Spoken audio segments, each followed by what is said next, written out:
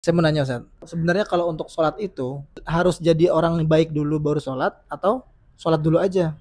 Itu tuh, ah mau sholat tapi kamu dulu aja, sampean dulu aja, Ya, saya masih belum baik nih gitu. iya. Jadi malu-malu Ustaz. Kalau Ini gitu. malah kayaknya sedikit, mohon maaf, kurang ajar ini. Kurang ajarnya karena dia sudah memberikan statement seakan-akan Allah hanya mempersilahkan orang sholat itu orang yang baik-baik saja gitu. Oh, ini poin-poin. Jadi dikira Allah rahmatnya sesempit itu gitu. Hmm. Bahwa sholat yang begitu lezat, nikmat, enak, tenang, itu hanya buat orang-orang yang baik saja, enggak. Malah Allah manggil orang-orang yang bertaubat, pengen kembali kepada Allah, baliknya dengan sholat. Allah Subhanahu wa taala selalu nyambut siapa saja yang mau datang, termasuk orang-orang yang telah melampaui batas. Qul ya ibadiyalladzina asrafu ala anfusihim la taqnatu mir rahmatillah. Kepada orang-orang yang sudah melampaui batas dengan dosa-dosa mereka malah dipanggil sama Allah. Jangan putus asa dari rahmat Allah. Ini menunjukkan bahwasanya orang yang sudah, mohon maaf, punya begitu banyak dosa dan lain sebagainya, kayak kita ya, saya juga termasuk punya banyak dosa, itu malah dipanggil sama Allah untuk ayo salat, ayo sini mendekat sama Allah. Jadi kalau misalnya dia malah membatasi diri, kayak membuat apa ya, kayak Barrier. barrier. Gap jadi gap.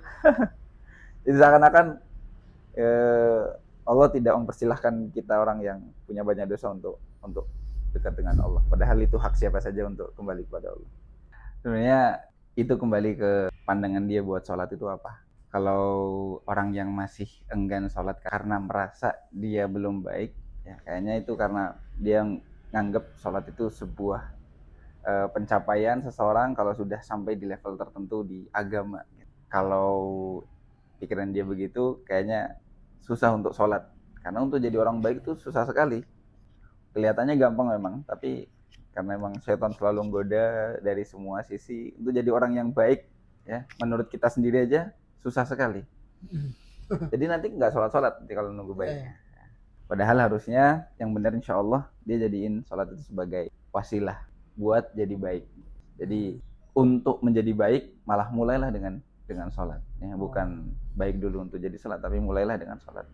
Nabi SAW menjadikan sholat itu sebagai tempat beristirahatnya beliau dari semua masalah, ya, semua kepenatan. Ya, seperti yang beliau kalau bilang ke Bilal, untuk qomat Bilal, rehatkan kami dengan sholat wahai Bilal.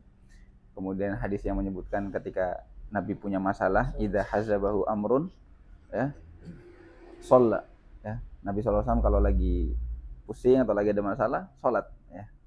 Ya.